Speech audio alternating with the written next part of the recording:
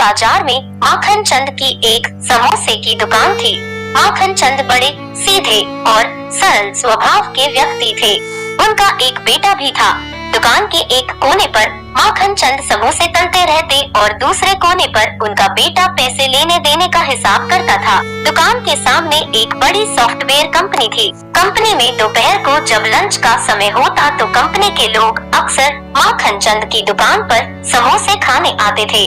हुआ यूं कि एक दिन कंपनी के मैनेजर महेंद्र बाबू समोसे खाने आए।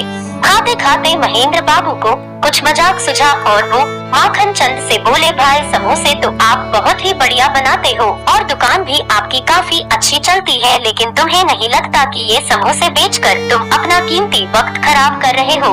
अगर थोड़ा और पढ़ लेते, थोड़ी और मेहनत करते तो मेरी तरह कहीं मैनेजर होते और ऐशो आराम की जिंदगी जी रहे होते। माखन चंद बेचारा सरल स्वभाव का आदमी था। वो बोला, मैनेजर साहब, आपके और मेरे इस काम में बहुत बड़ा फर्क है।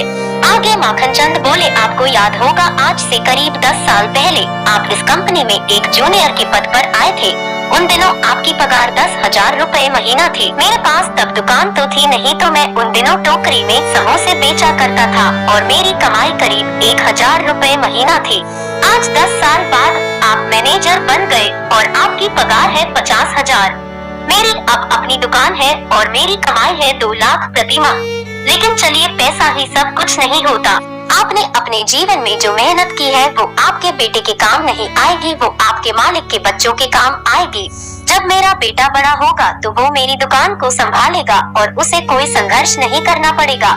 मैंने मेहनत करके अपनी दुकान को बड़ा बनाया है और ये सब मेरे बेटे को मिलेगा। वो आराम से मेरा बिजनेस आगे बढ़ाएगा।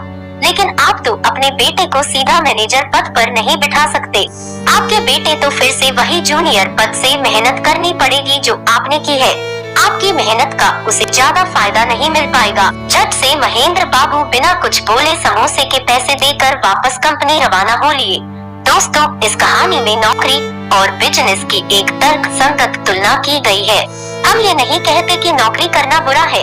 दरअसल नौकरी भी अच्छी है और अच्छाई बुराई तो हर काम में होती है, लेकिन बिजनेस नौकरी से कैसे उत्तम है, ये बात इस कहानी में बताई गई है। ये कहानी बड़ी ही मनोरंजक है जो हर उम्र के लोगों को पसंद आएगी।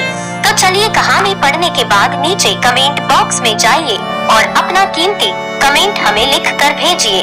आपका कमेंट हमें और अच्छा लिखने को उत्साहित करते हैं।